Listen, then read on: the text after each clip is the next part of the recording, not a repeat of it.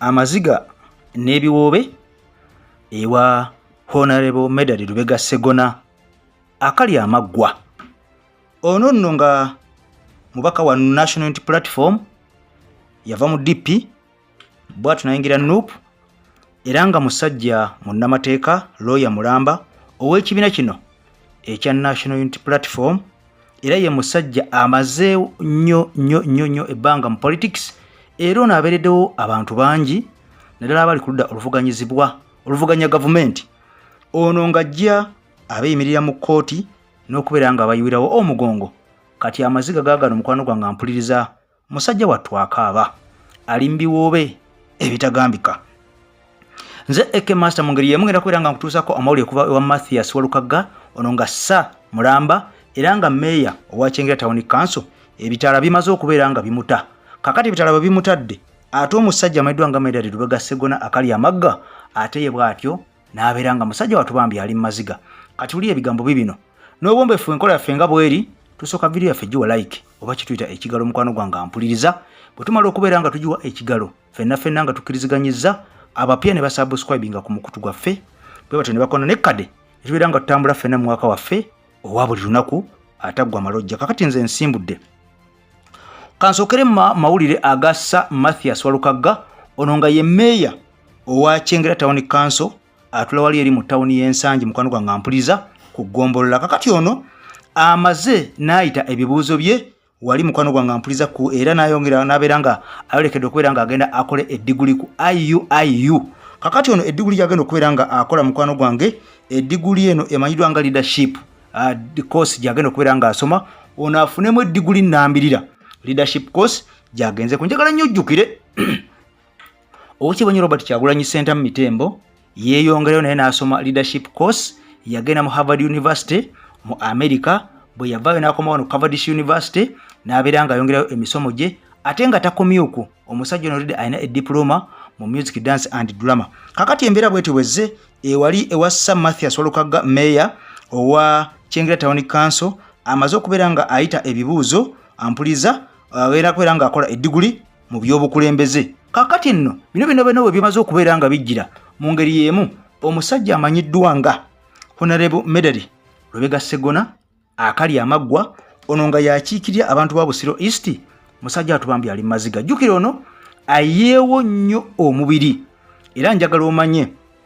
nti mbabaka bonna abakiikirira National Platform mu Parliament ono y'omu ku basajja abasinze okubeera nga bakola bulungi.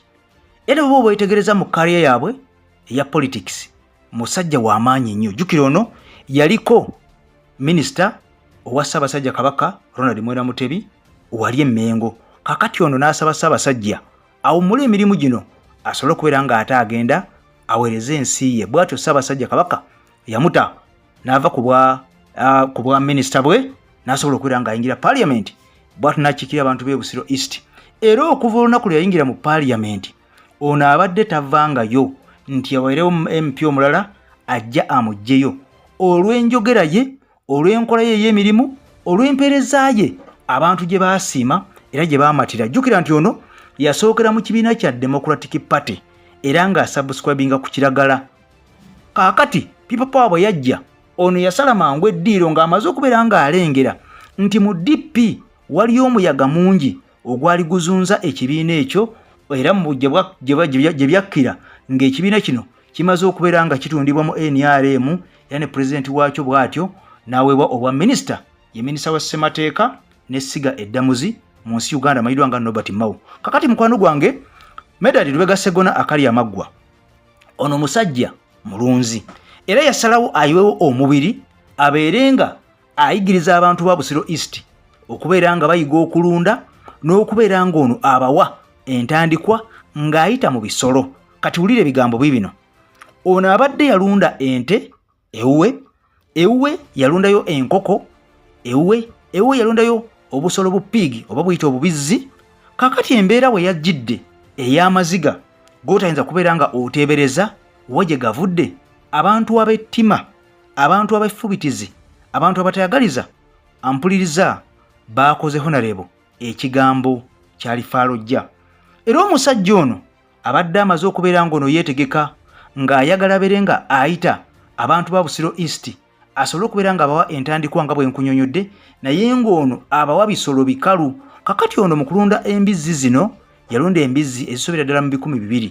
Kakati ampuliriza era ekyennaku ennyo oba ekikuba ensaalwa, omusajja ono olunaku lwagenze okutya okukebera ku ffaamu ye nga ekiyitibwa nti mbizzi yadde n'emu nga teriiyo, zonna nga zeebase 200 nga nfu. Tewali amanyi oba bazifuuyide bufuuyizi butwa, tewali amanyi oba zaakubiddwa mpiso, tewali amanyi oba baziwadde buwi butwa ne zibulya, tewali amanyi oba gwabadde musujja nga gwazigwiridde omulundi gumu. Byonna bibuuzo tubyebuuze bwebuuza nze naawe.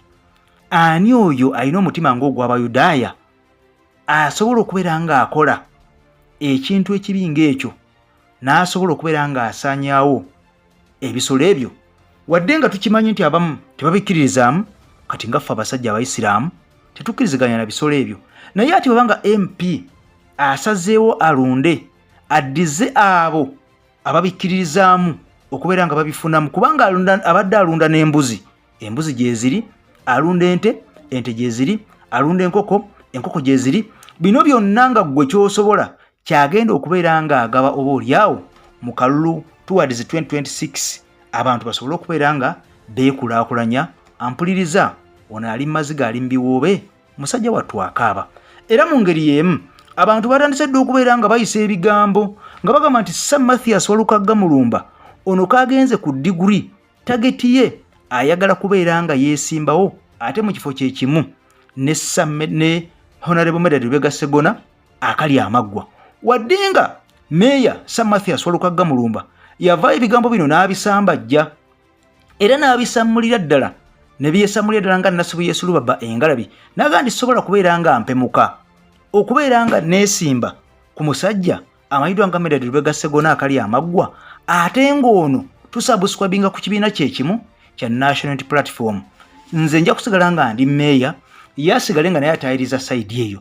Bwe ndiraba nga obwa meeya mbukooye eri ewaffe gyenva eri, nsobola okubeera nga nze neesimbayo kasita nalaba nga waliyo omuntu ataweereza bulungi bantu baffe mu Parliament. Era ono yavuddeyo n'anyiigira nnyo abantu abo abagenda nga babongeesa eŋŋambo n'okuyisa ebigambo ebitaliko mutwe n'amagulu nti ono ekimwongeddeyo okubeera nga asoma, kubeera nga ajjayo omubaka amanyiddwa nga Honorable Medad Sseggona akali amaggwa. Ababaka bangi mu Parliament beeyongedde okuddayo okusoma. Muno nga mulimu Dennis Ssekabira, mulimu Enoko Mongole, mulimu Agnes Nandutu. Jukira Agnes Nandutu yali yakoma mu senior 6 nga gye yatuula, era senior 6 eno kwe yayitawo n'agenda mu Parliament. Kyokka ekikwewuunyisa kwe bamuweera n'obwa minisita ng'omukyalo nali ku level ya senior 6. Kati onazeeyo naye asome eddiguli asobole okubeera ng'agezza ku bitabo bye. Omubaka amanyiddwa nga Muhammad Ssegirinya naye bw'atyo yaddayo. Joan Namutaawe ono MP w'e Masaka mukyala naye yaddayo. Omulongo Babirye n'abalala bangi abazzeeyo okubeera nga basoma bagaziye ku mpapula zaabwe basobole okubeera nga beenyweza mu bifo byabwe. Munnange tomanya ekijja omanyi kinyaga bitono. Kati embeera yeeyo omubaka amanyiddwa nga Medad Sseggona akali amaggwa, mukwano gwange ampuliza ali Maziga akaaba. Abasajja abatamanya ŋŋamba bo tebalumbye effaamu ye ne babeera nga batta n'okutugumbula ebisolo bye, oba oli abadde ategekedde abantu okubeera nga bawa okwekulaakulanya. Eke Masa kutimbe gagaddula Eke TV nkusaba n'obwembe video gimpeera ekigalo wadde nga yannaku ompyo subscribe ku mukutu gwaffe tutambule ffenna mu waka waffe Ssaabasajja Kabaka wangaale.